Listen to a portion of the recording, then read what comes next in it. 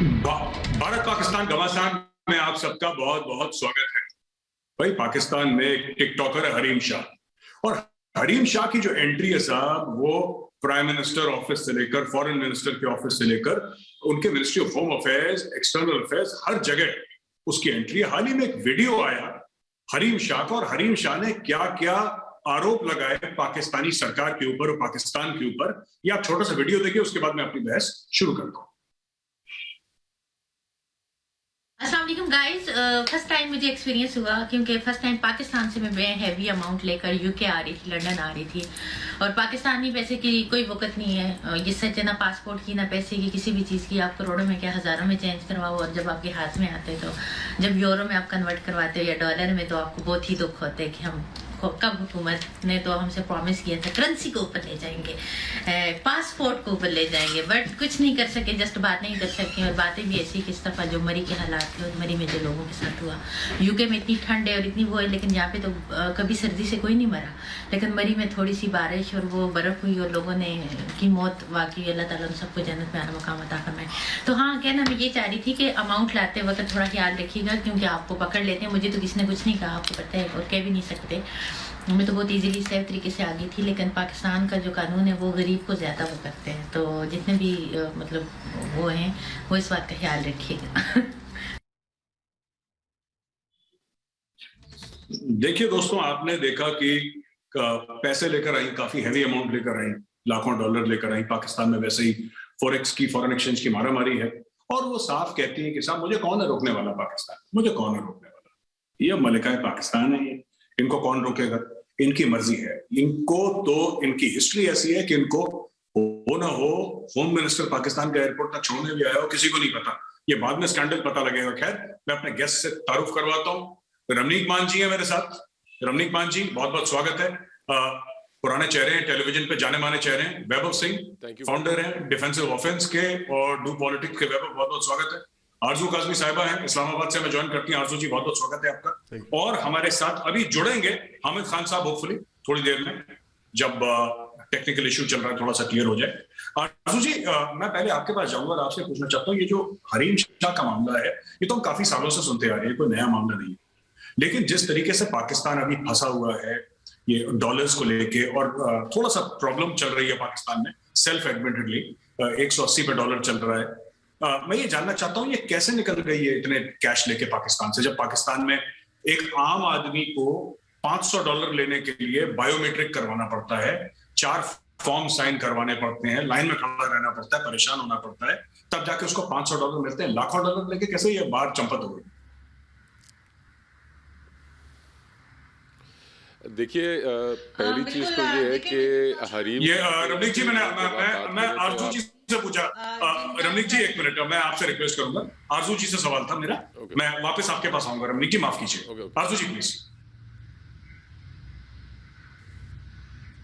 जी जी, मैं ये कह रही थी मेजर साहब के, जैसे आप जानते ही हैं कि पहले भी एक स्कैंडल बना था पीपल्स पार्टी के टाइम में, और अयान अली एक मॉडल हुआ करती थी, उनका यही था, मनी लॉन्ड्रिंग का केस बना था।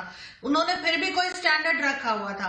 अभी जो गवर्नमेंट है उनका, हम यही कह सकते हैं कि बहुत ही खराब इंप्रेशन बना है। और ये जो है, आप जिस हरीम शाह की बात कर रहे हैं, इनकी तो पिक्चर्स मौजूद है, चाहे वो हमारे फॉरेन मिनिस्टर से लेकर प्राइम मिनिस्टर और हर किसी उनके कैबिनेट के लोगों के साथ ये खड़ी हैं, और यहाँ तक कि ये फॉरेन ऑफिस के अंदर भी घूमती फिरती नजर आएंगी, वहां पे प्राइम मिनिस्टर की सीट पे बैठ के ये पिक्चर्स बना रही हैं। तो इस तरह से करके तो इन्होंने बहुत ही, जो गवर्नमेंट है उसने तो कहना चाहिए बहुत ही नाम खराब कर रखा है। और ये अब जो नई वीडियो इनकी आई है, ये भी एक तरह का तमाचा है जो कि गवर्नमेंट के चेहरे पे या यहाँ के लोगों के ऊपर पड़ा है। और अब अगर उन्होंने एक दूसरी वीडियो और रिलीज कर दी कि जी मैं तो वैसे ही बना रही थी टिकटॉक के लिए वीडियो, और ये ऐसा नहीं है। इस पर खैर इन्वेस्टिगेशन कहा गया है कि होगी, लेकिन इनकी पहुंच जहां तक है वो सभी लोग जानते हैं कि किन किन लोगों के साथ पिक्चर्स आती रहती हैं हरीम शाह की। तो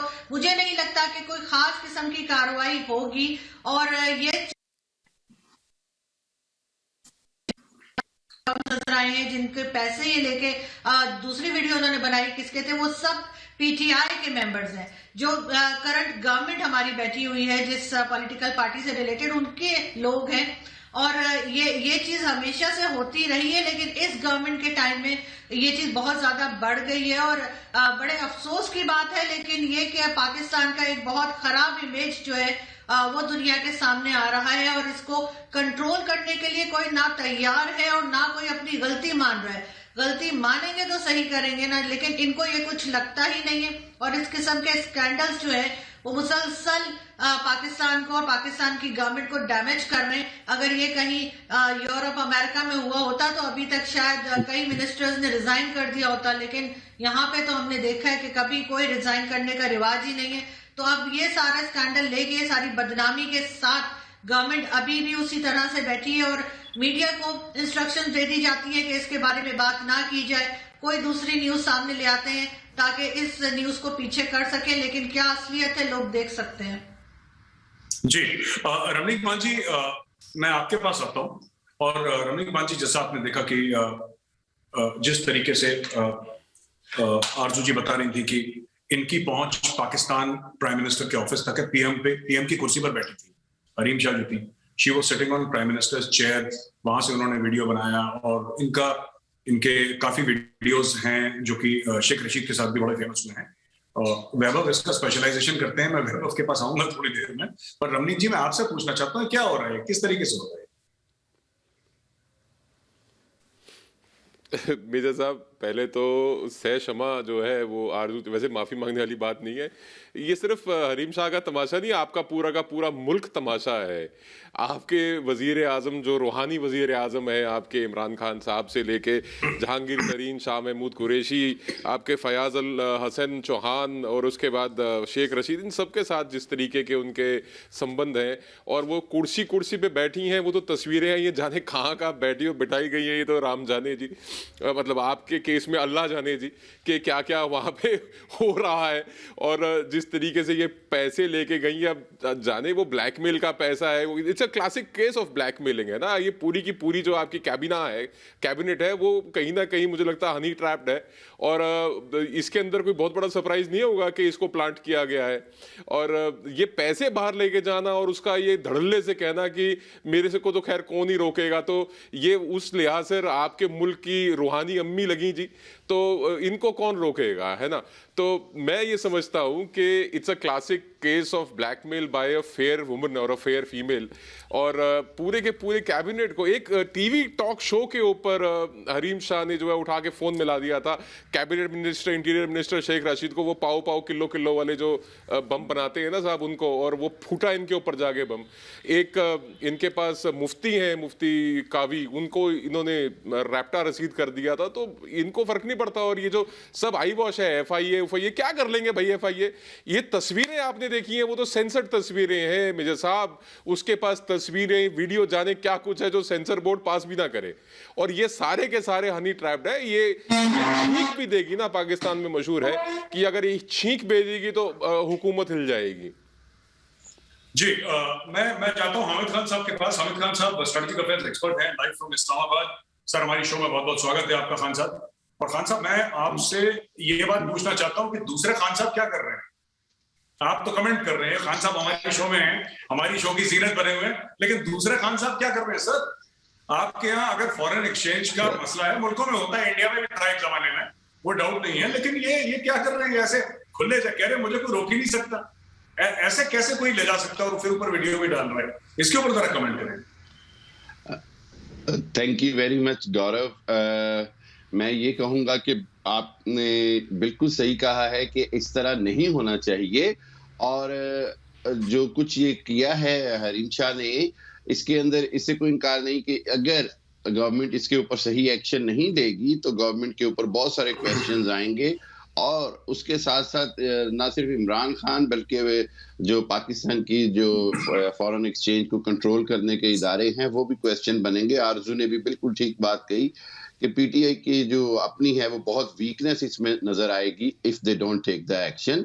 इसके साथ साथ मैं ये कहना चाहूंगा कि हमने इस पहलू के साथ साथ मैं जरा याद दहानी कराना चाहूंगा कि इंडियन बॉलीवुड के अंदर भी इसी तरह के मामलात हैं। पूरा एक माफिया है, कहीं रेव पार्टीज होती हैं, कहीं पर कोई खुदकुशी कर लेता है ड्रग्स की वजह से, कोई अंडरग्राउंड डॉन्स बने हुए हैं जो सारे गवर्नमेंट के मिनिस्टर्स को, इंडियन मिनिस्टर्स को कंट्रोल कर रहे हैं, इंडियन लोकसभा को कंट्रोल करते हैं। तो ये जो मीडिया इंडस्ट्री है, बदकिस्मती से सब कॉन्टिनेंट की मीडिया इंडस्ट्री इस तरह की बहुत सारे स्कैंडल्स के साथ भरी हुई है। पाकिस्तान के अंदर तो मैं समझता हूँ बहुत कम कोई वाकया होता है, जबकि इंडिया की जो मीडिया इंडस्ट्री है उसको भी देखना पड़ेगा, उसके अंदर भी आपको प्रोग्राम करने चाहिए कि वहां पर जितने बड़े बड़े स्कैंडल्स होते हैं अंडरवर्ल्ड के, और जनाब चाहे वो मैच फिक्सिंग की बातें हों, चाहे वो आईपीएल की बातें हों, चाहे वो दूसरे इंडस्ट्री में तमिल मूवीज के अंदर होने वाले माफिया की बातें हों। सो मेरा ख्याल ये है कि मीडिया के अंदर पाकिस्तान से ज्यादा बेबस इंडियन गवर्नमेंट भी नजर आई। पिछले 20, 25, 30 साल में मीडिया का जो माफिया है उसने बहुत सारी हुकूमतों को हिलाकर रख दिया है। बहुत सारे स्कैंडल जो हैं वो इंडियन मिनिस्टर्स के भी आए हैं पिछले सालों में, बहुत सारे स्कैंडल्स आए हैं। तो इस हवाले से दोनों हुकूमतें जो हैं वो अपने अपने अंदाज में बिल्कुल बिल्कुल आपकी बात बिल्कुल मैंने समझ ली है, सुन ली है। वैभव, मुझे इसमें आपकी साजिश दिखाई दे रही है साफ साफ, क्योंकि देखिए मुझे लग रहा है कि आप ही ने बताया उसको। मैं इस पर वैभव को दोषी मानता हूं। मैं बता रहा हूं वैभव इज द कल्प्रिट। वैभव जरा बताइए कैसा हो सकता है? ये तो कह रहे हैं हमारा मीडिया बिल्कुल बिका हुआ है, ये कह रहे हैं इंडियन मीडिया में सारे स्कैम होते हैं, पाकिस्तान में तो कुछ नहीं होता।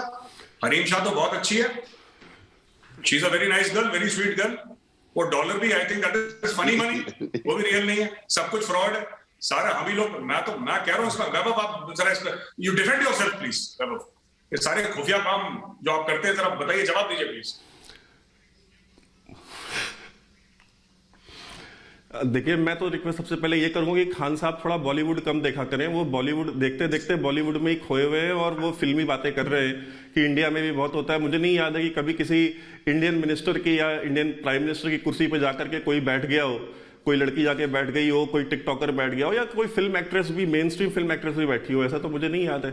और देखिए, दूसरा ये है कि पाकिस्तान में ये मुआशरती समस्या है, मतलब उनके समाज की ये प्रॉब्लम है।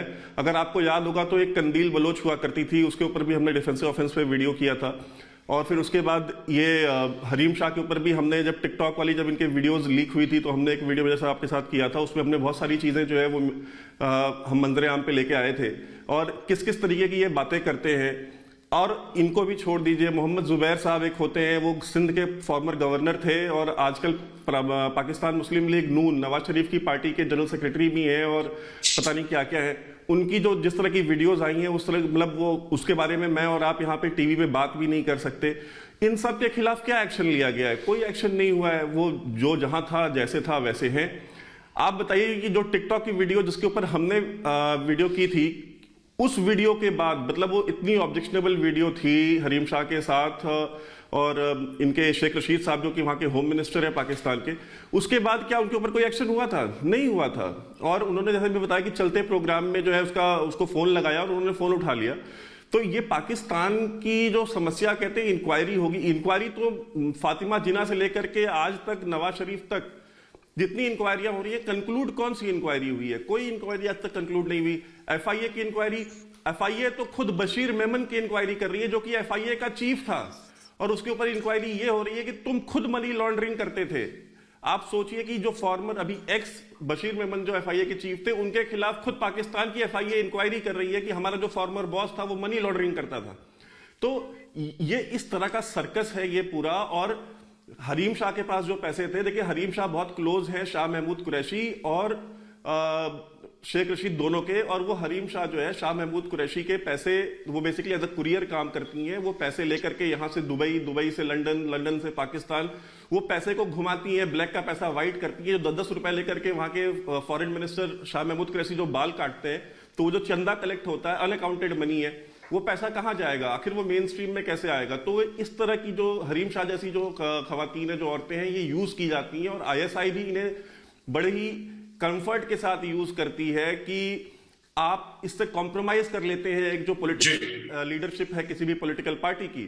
और इसकी एक पूरी तारीख है। अयान अली का भी जिक्र किया था आरजू ने। अयान अली का केस सबके सामने है। जी बिल्कुल बिल्कुल। वैभव ने बड़े तफसील से जवाब दिया। आरजू जी, मैं आपके पास जाता हूँ। हामिद खान ने तो साफ बोल दिया कि देखो, हमारा तो वंस इन अ व्हाइल होता है, कभी हो गया, गलती से हो गया। असली जो परेशानी है इंडिया में है, इंडिया का पूरा बॉलीवुड भी खराब है, इंडिया का मीडिया भी खराब है, इंडिया के पॉलिटिशियन भी खराब है, सब कुछ खराब है। ठीक है, चलो जी, खान साहब ने बोला, हमने मान लिया, तो दूसरे वाले खान साहब की भी हम मान ही लेते हैं। ऐसी क्या बात है, उनकी कौन सी बात हम टालते हैं। मैं आरजू जी आपसे ये पूछना चाहता हूँ कि आप देखिए, इस वक्त जब पाकिस्तान एक नाजुक दौर से गुजर रहा है, इस वक्त जब पाकिस्तान ये कह रहा है कि डॉलर्स की किल्लत है, कमी है, there is a flight to dollars even to Afghanistan, ऐसी बात नहीं है, अफगानिस्तान भी डॉलर जाते हैं। ठीक है, सवाल सिर्फ ये आरजू जी कि किस तरीके से अलाउ कर सकते हैं, क्योंकि कोई ना कोई तो बॉडी होगी ना जिसके अंडर इंटरनेशनल एयरपोर्ट होगा। शेख रशीद होंगे जिनके अंडर सिक्योरिटी होगी। इंटरनेशनल एयरपोर्ट तो आपकी सिविल एविएशन मिनिस्ट्री के अंडर होगा, लेकिन जो outside security that must be under Sheikh Rashid. Police उनके अंडर है, रेंजर्स उनके अंडर है, जहां तक मेरी समझ है। तो मैं जानना चाहता हूं कि शेख रशीद कैसे, किस तरीके से अलाउ कर सकते हैं और खुल के वीडियो बना रहे हैं, इसके पीछे बात क्या है? Because it is not so simple. Lakh 2 lakh pound ठीक है, 10 लाख पाउंड भी ले गई हो, that's not a problem. The problem is that Pakistan में, जहां मैंने वही बात है अर्जुन जी कि $500 के लिए एक पाकिस्तानी को रुसवा होना पड़ता है, लाइन में खड़ा होना पड़ता है, बायोमेट्रिक उसको वहां पे जाके अपना वो देना पड़ता है, एक अपनी आइडेंटिटी, अपनी शनाख्त देनी पड़ती है। वो किस तरीके से कर सकता है ऐसा कि इतने डॉलर अलाउ कर दे किसी को ले जाने के लिए? और इसका कुछ नहीं, इंक्वायरी होगी। इंक्वायरी 1971 का जो हुआ था, जो सरेंडर, उसकी भी आज तक इंक्वायरी मंजर आम नहीं हुई है।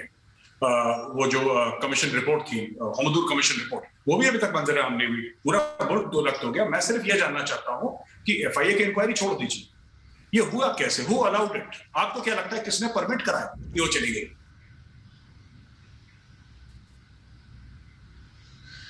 बिल्कुल जाहिर है मेजर साहब, कोई ना कोई हाई प्रोफाइल होगा, कोई मिनिस्टर होगा, कोई ऐसा कोई बिजनेस कम्युनिटी में से कोई होगा जो के गवर्नमेंट को और पॉलिटिशियंस को फंड करते हैं, पॉलिटिकल पार्टीज को, और जाहिर है उसमें फिर इनका हिस्सा होगा। ये कोई पहली बार नहीं गई होगी और ना ही आखिरी बार गई है। ये बात पहले भी जा चुकी होंगी पैसे लेके, या आगे भी जाती रहेंगी। और यहाँ पर ये सब जो इन्वेस्टिगेशन की आप बात कर रहे हैं वो चलती रहती है। कोई किसी बात की रिपोर्ट ना सामने आती है, ना किसी को सजा होती है। अभी जो मरी का इंसिडेंट हुआ था उसमें भी जो है रिपोर्ट यही आई है कि 20 गाड़ियां बर्फ हटाने वाली एक जगह खड़ी थी और कोई ड्राइवर नहीं था वहां पे जो उन गाड़ियों को चला सकता। अब ना कोई पूछने वाला है, ना कोई बताने वाला है। मीडिया बस रिपोर्ट देके खामोश हो गया है और ये बात भी कहीं इधर उधर हो जाएगी। बिल्कुल इसी तरीके से हरीम शाह का भी, जब अयान अली का स्कैंडल बना था तब भी बड़ी बातें बनी थी, लेकिन आज अयान अली कहाँ है, ना कोई सजा हुई है, ना कुछ पूछा गया।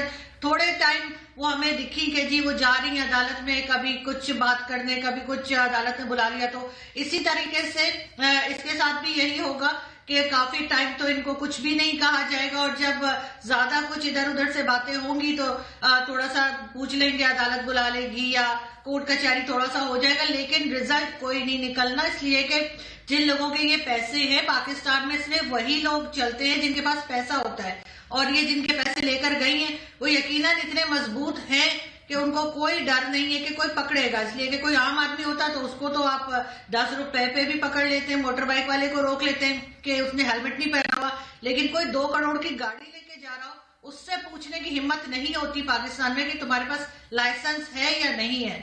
तो यहाँ पे तो एक जंगल राज चल रहा है और कोई उसको ठीक करने के लिए तैयार नहीं है। हर एक का अपना एक पैसे उसके बने हुए हैं कि जी इतने कमीशन उसको मिल जानी है। सारे कमीशन एजेंट बैठे हुए हैं यहाँ पर, इसीलिए मुल्क का ये हाल है। और उसके बाद कहते हैं कि कोई हमें क्रिटिसाइज ना करे, कोई हमें कुछ ना कहे। और उसके इस तरह के स्कैंडल अब जब इंटरनेशनली जाएंगे तो इनको खुद पता होना चाहिए कि क्या इंप्रेशन बनेगा, और आगे जब ये किसी से पैसे मांगने जाएंगे तो उनको क्या जवाब मिलेगा। जी आरजू जी, मैंने आपकी पूरी बात सुनी, और इसके पहले मैं रमनीक पान जी के पास जाऊं। वैभव, मैं आपके पास आता हूं, और वैभव मैं आपसे पूछना चाहता हूं, इमरान खान जब आए थे तो उन्होंने वादा करा था कि पासपोर्ट की इज्जत करवाएंगे, और यही हरीम शाह के वीडियो में आया है कि वो पासपोर्ट कहां से कहां चला गया। अब नीचे सिर्फ अफगानिस्तान है, इराक है, और कोई एक आधा कोई सोमालिया ऐसा कोई मुल्क है, या वो भी ऊपर है, मुझे नहीं पता, मैंने एक बार सरसरे तौर पर रैंकिंग देखी थी। तो इमरान खान ने कई वादे करे। अब इमरान खान ने एक नया शगुफा छोड़ा कि जो इन्वेस्टमेंट करेगा पाकिस्तान में, मैं उसको पाकिस्तान का सिटीजन बना दूंगा। ऐसा होता है? आप अमेरिका में भी इन्वेस्ट करिए, तो आपको सिटीजन बना, इसका मतलब क्या है? मतलब सारे चाइनीज ले लेंगे सिटीजनशिप, पाकिस्तान की औरतों को इन्वेस्ट कर नहीं रहा। इसके ऊपर जरा मैं आपकी टिप्पणी चाहता हूं।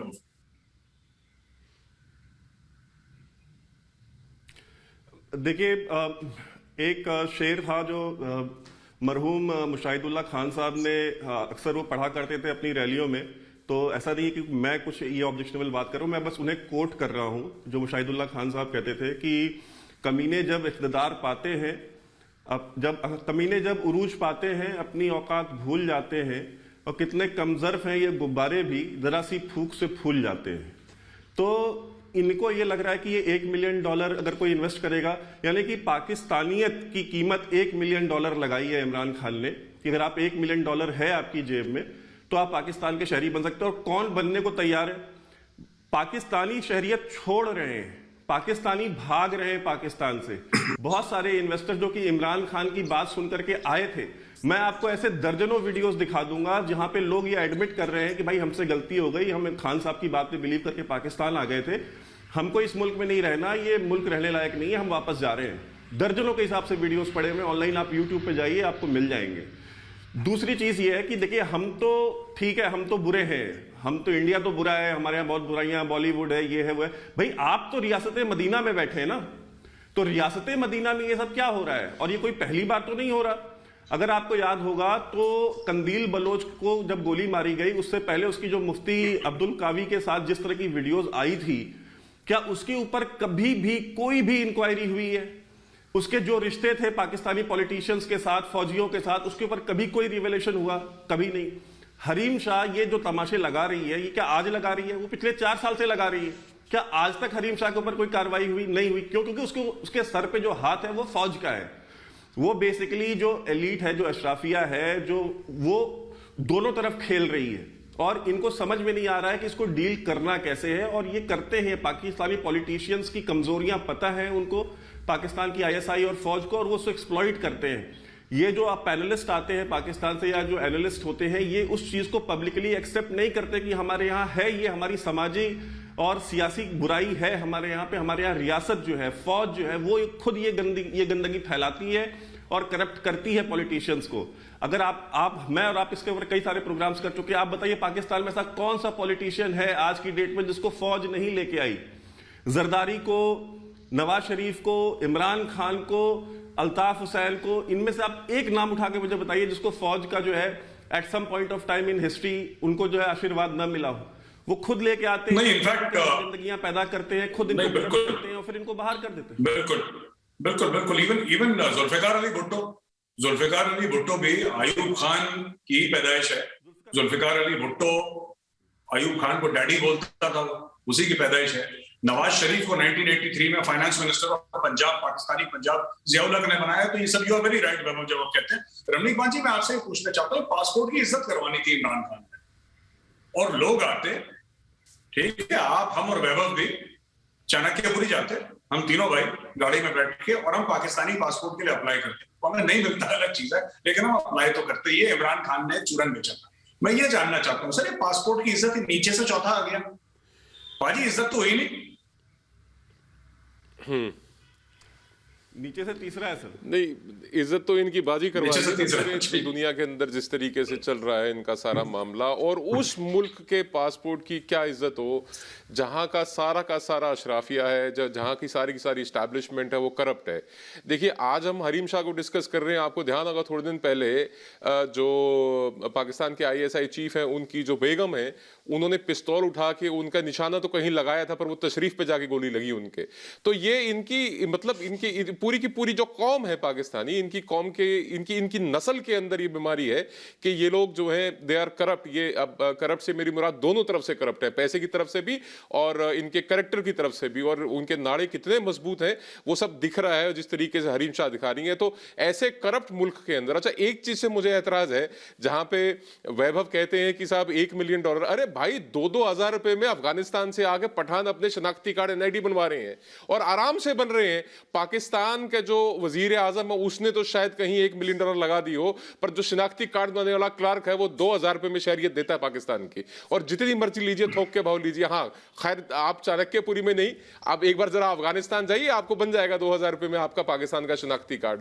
तो मसला यह है कि जिस कौम के अंदर, जिस मुआशरे के अंदर, जिस मुल्क के अंदर करप्शन, दोनों किस्म की करप्शन इतनी डीप रूटेड हो, इतनी जड़ पकड़ चुकी हो कि उनके कैबिनेट के मंत्री, उनके वजीर आजम के कंधे के ऊपर हाथ रख के एक औरत जो है फोटो खिंचवाती है, उनके वजीर आजम की कुर्सी के ऊपर बैठती है, और 4-4 साल इस बात को गुजर जाते हैं, उसके ऊपर कोई एक्शन नहीं होता, तो उस मुल्क की क्या इज्जत होगी, उस मुल्क के पासपोर्ट की क्या इज्जत होगी? इनके रुपये की इज्जत नहीं है, इनकी शहरियत की इज्जत नहीं है, इनके वजीर आजम की इनके अपने मुल्क के अंदर इज्जत नहीं है, तो बाहर के मुल्कों के अंदर आप क्या तवक्को रखते हैं कि इनके पासपोर्ट क्या इज्जत होगी?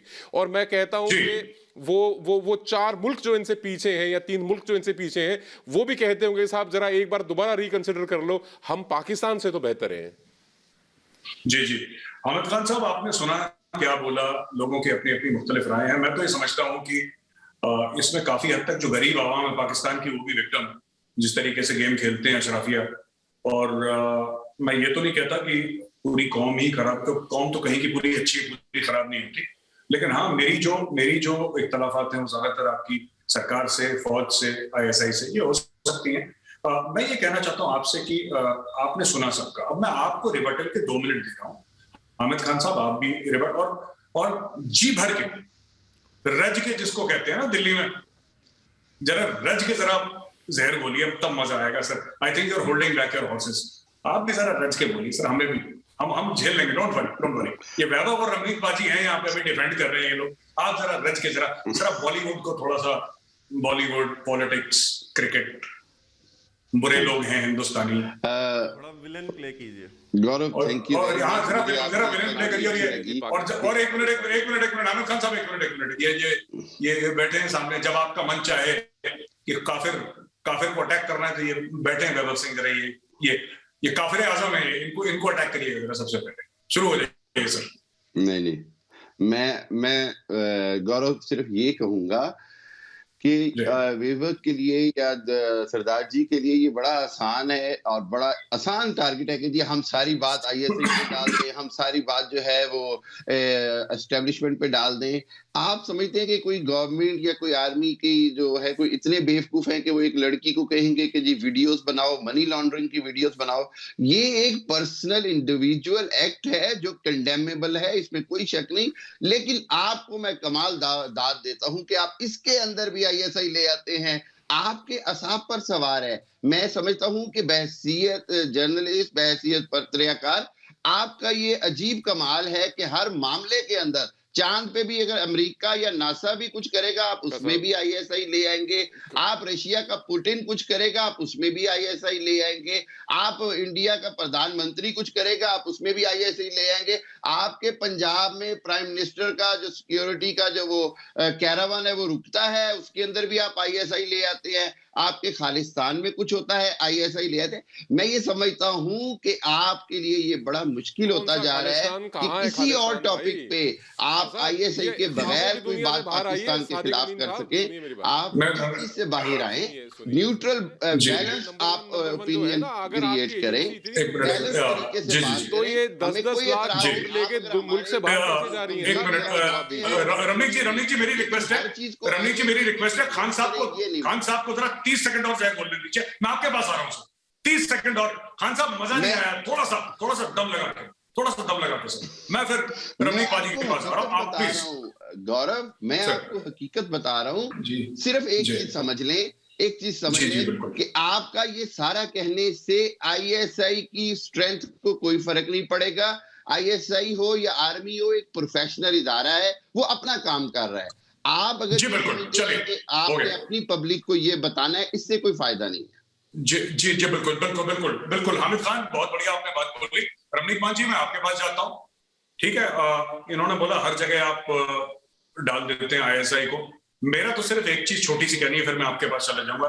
हम भी मानते हैं, और वैभव भी कई बार ये बात कह चुके हैं, ISI नंबर 1 है यार। 1 to 10 ISI है, बाकी सब उसके बाद है। नंबर 1 पाकिस्तान आर्मी है, बाकी सब उसके बाद है। ये हम मान चुके हैं, हम मानते हैं सर नंबर 1। पर नंबर 1 ISI हरीम शाह को क्यों नहीं रोक पाए? हम तो सिर्फ ये जानना चाहते हैं, रमनीक मान जी। वही तो मैं कह रहा हूं कि ये 1 से 10 तक तो अपने आप को गिनते हैं और 11वें से बाकी दुनिया के दीगर मुल्कों को ये शुमार करते हैं उस लिस्ट के अंदर। तो मैं जानना चाहता हूं कि ये 10-10 मिलियन पाउंड लेके बाहर कैसे चले जाते हैं। अब मैं आपसे जानना चाहता हूं कि आपके ISI के जो तत्कालीन चीफ थे, उनकी बेगम उनके गोली क्यों मारती हैं, वो कहाँ लगती है, जाने दीजिए। पर ये इतने ही आप नंबर 1 है, तो आपके मुल्क के अंदर ये जितनी समस्याएं, आप कहते हैं कि पाकिस्तान आर्मी को फर्क नहीं पड़ता, प्रोफेशनल इदारे बिस्किट बनाते हैं, डायपर बनाते हैं, मिल्क पाउडर बनाती है Pakistan army, that is what they are good for. 1971 से लेके आज तक आप देखिए कौन सी जंग जीती है। वो कहते हैं ना पाकिस्तान आर्मी कहते हैं जंग कोई जीती नहीं तो इलेक्शन कोई हार या नहीं। ये तो मतलब ये क्या प्रोफेशनलिज्म है। Professional armies are the armies like Indian army. आप देखिए क्या प्रोफेशनल इदारा है इंडियन आर्मी, आप मत कंपेयर कीजिए। और मैं आपको ये आपका जो बहम है निकाल दूं, ये हैंड इन ग्लव रहती है हर एक उस चीज के अंदर जो खुराफात होती है दुनिया के अंदर। योर एस्टैब्लिशमेंट सर, मेरी मुराद आपसे, व्हेन आई से you I mean the ISI, the Pakistani establishment, कि आप लोग इंटरनेशनल माइग्रेन है, आप अंतरराष्ट्रीय सिरदर्द हैं दुनिया के लिए। और आप इस बात को जितनी जल्दी दुरुस्त कर लेंगे उतना आपके मुल्क के लिए, आपके क़यादत के लिए, आपके जो आवाम है उसके लिए बेहतर होगा। और एक बात और मैं कहना चाहता हूं, यहां पे एक चीज का जो आप बार बार कहते हैं मेजर साहब, कि पाकिस्तान का मजहब जो है, पाकिस्तान की जो इनकी क्या कहते हैं वो डॉलर है, तो अगर इनका मजहब ही डॉलर है, इनका ईमान डॉलर है, तो वो बेचारी तो ईमान को ये तो आगे बढ़ा रही थी, वो मजहब को तो आगे बढ़ा रही थी। चाहे वो 10 मिलियन पाउंड हो, चाहे वो 1 लाख पाउंड हो, क्या फर्क पड़ता है, वो मजहब ही तो है पाकिस्तान आर्मी का। रुपये के ऊपर तो चलते हैं ये, they are an army for hire. तो ये कैसे आप इस बात को ना मान लें कि ये इनकी ही ISI की प्लांट की हुई है, जिसने इन सब लोगों को ब्लैकमेल करके कंट्रोल किया हुआ है। आप बता दीजिए और क्या कारण है कि हरीम शाह शरेआम खुले में कहती है इमरान खान साहब को कि मैं तुम्हारी वीडियो रिलीज कर दूंगी। कौन सी वीडियो है भाई उसके पास, और रिलीज हो जाने दीजिए ना एक बार, आप सारी दुनिया देख लेगी। और इमरान खान साहब का इतिहास जो है, उनका जो पीछे का जो समय है, वो तो सबको पता है, he was a known play boy. वो तो अगर एक वीडियो और आ जाएगी तो क्या समस्या है उसके अंदर। और ये जो है ना साहब, प्लीज, ये हमारे को कोई रोमांस नहीं है पाकिस्तान आर्मी से ISI। आप लोगों हैं 1 से लेकर 10 तक आप उसको गिनते हैं, तो your army, your ISI is most welcome to you. मेरे हिसाब से अगर इतने ही आप लोग काबिल होते तो एक टिकटॉकर आपके मुल्क के वजीर आजम को, आपके इंटीरियर मिनिस्टर को, आपके कैबिनेट मिनिस्टर्स को इस तरीके से कभी भी ब्लैकमेल नहीं कर सकती थी। और आपके मुल्क से एक पाकिस्तानी के हक का डॉलर, एक पाकिस्तानी के हक की दमड़ी बाहर नहीं निकल सकती थी। ये लाख पाउंड, 10-10 लाख पाउंड की तो बातें छोड़ दीजिए आप। जी आरजू जी, देखिए मैं इसमें ना ऑन अ सीरियस नोट में आपसे पूछता हूं, बाकी टांग खिंचाई भी हो गई, मजाक भी हो गई, सब कुछ हो गया, सीरियस बातें भी हो गई। My question to you is serious कि यू सी, क्या ये इतने बच्चे हैं, ये चाहे प्राइम मिनिस्टर ले रहे पाकिस्तान का, ये इतने बच्चे हैं, ये इतने मासूम हैं कि ये फंस जाते हैं। कभी वही जो टिकटॉकर है उसने शेख रशीद को फंसा दिया, उसी ने आपके फंसा दिया, ये आपके जो फॉरेन मिनिस्टर है कुरैशी साहब, उनको वही प्राइम मिनिस्टर के बारे में कह रही है। ये एक ही लड़की सबको फंसा रही है, ये कैसे हो सकता है? How is it possible?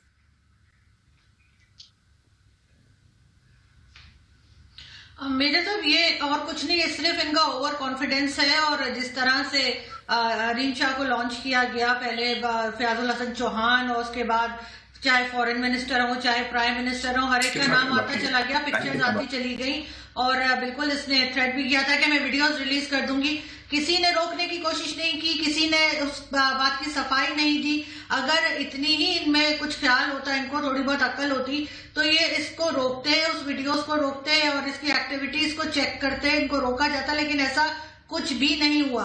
ऐसा इसलिए नहीं हुआ क्योंकि जब इस तरह की आप कंट्री में रहते हैं, जहां पर आप कभी कहते हैं कि जी मैं रियासत मदीना बना रहा हूं, कभी आप हर चीज के ऊपर, कभी आप कहते हैं जी को एजुकेशन नहीं हो सकती, छोटे बच्चे साथ बैठ के नहीं पढ़ सकते, और साथ साथ आप फ्रस्ट्रेशन को बढ़ाते हैं। आप जिस तरह की पाबंदियां लगा रहे हैं, मुल्क के अंदर एक तालिबानी निजाम लेकर आ रहे हैं, और उसके बाद वही हरकतें कर रहे हैं जो तालिबान करते हैं। तो इनकी फ्रस्ट्रेशन के अलावा कुछ नहीं है कि इनको इस तरह की औरतें मिल जाती हैं, हरीम शाह टाइप की लड़कियां, और उसके बाद ये जो है बाकी लोगों के ऊपर ये बता रहे होते हैं कि जी हम बड़ा रियासत मदीना बना रहे हैं। अगर इनमें थोड़ा सा भी इनको ख्याल होता तो जब पहली बार उसने शेख रशीद और दूसरों की वीडियोस की बात की थी, बल्कि लीक भी कर दी थी वो वीडियोस, तब ही उसके ऊपर एक्शन हो जाना चाहिए था। लेकिन ये ओवर कॉन्फिडेंस में मारे गए हैं और कुछ नहीं, अब ये चीज बढ़ती जा रही है। उस वक्त जैसे कहते हैं ना कि फ्लू हो जाए तो आपको रोकना चाहिए कि इससे पहले कि बुखार बन जाए। इन्होंने इसको जो है बुखार बनने दिया है और अब यही इनके गले पड़ने वाली चीज है। अब आगे इससे बेहतर आप समझ सकते हैं कि और कहानी बढ़ती जाएगी। अब नेक्स्ट ये क्या करने वाली है इसी को पता होगा, लेकिन कुछ ना कुछ इससे बढ़कर आएगा। जी वैभव, मैं शो खत्म कर रहा हूं, आखिरी 1 मिनट मैं आपको देता हूं। वैभव, आपको क्या लगता है इमरान खान कब तक है प्राइम मिनिस्टर? क्योंकि एस्टैब्लिशमेंट ने तो हाथ, जिसको कहते हैं ना, मुंह मोड़ लिया, हाथ हटा लिया इमरान खान से। 1 मिनट फिर मैं शो बंद करूं।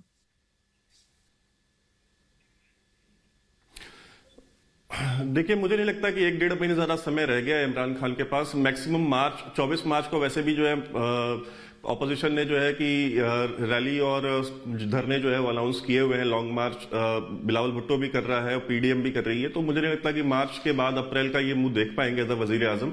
और दूसरी बात ये कि मेजर साहब, अभी तो ये सिर्फ हरीम शाह आई है, अभी दूसरी वाली वो जो संदल खटक है अभी वो आई भी नहीं है पिक्चर में, वो अभी गायब है। अगर आपको याद हो तो हमने इन दोनों की रियल आइडेंटिटीज के साथ इनके पासपोर्ट लगाए थे डिफेंसिव ऑफेंस के वीडियो पे। हमने बताया था कि ये इनके रियल नाम भी नहीं है। हरीम शाह का नाम हरीम शाह नहीं है, संदल खटक का नाम संदल खटक नहीं है। ये दोनों के नाम अलग हैं। और ये बेसिकली जब आप कोई इंटेलिजेंस एजेंसी जब इस तरह के ऑपरेशंस करती है तभी आपको इस तरह के फेक नेम, फेक आइडेंटिटीज के साथ इंट्रोड्यूस किया जाता है। तो ये साहब जो हमको समझा रहे थे खान साहब कि आपको बड़ा ऑब्सेशन है आईएसआई के साथ, हमें कोई ऑब्सेशन नहीं है। हमें पता है क्योंकि कैपेबिलिटी क्या है, हम इसके ऊपर 1.5 साल पहले बात कर चुके हैं। जी बहुत बहुत धन्यवाद वैभव आपका। रमनीक मान जी, वैभव, आरजू काज़मी साहिबा और खान साहब, बहुत बहुत शुक्रिया। आप सबका, हमारे व्यूअर्स का बहुत बहुत शुक्रिया। अगले हफ्ते फिर आऊंगा एक नए टॉपिक के साथ, कुछ नए गेस्ट के साथ। तब तक आप सबको जय हिंद।